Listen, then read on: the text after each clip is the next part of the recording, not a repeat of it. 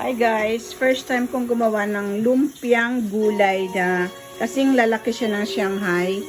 Look at that guys, oh, ang ganda. Ayan oh. Ang ganda. Ayan, buo ko siyang prenito. Tapos mamaya, ano na lang natin. Putol-putulin.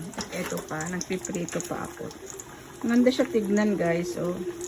Mahirap lang siyang balutin kasi gulay siya eh. Yan o, lumpiang gulay. Na ang size niya parang lumpiang Shanghai. Diba? Ang ingredients lang nito guys ay kamote, beans, carrots, repolyo, celery, at sayote. Ayan siya guys. So, ganda diba? Ito luto na to. Ahanguin ko na.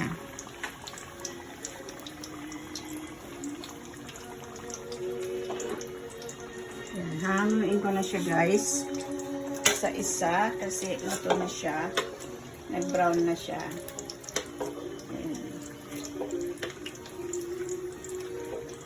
Ganda tignan. Yan siya guys, oh.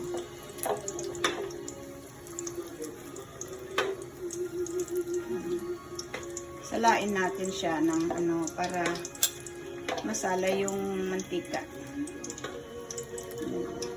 Hanggang ayan siya guys, oh. Ang ganda tignan, 'di ba? Ngayon puputulin natin siya guys pag medyo lumamig konti. Thank you so much.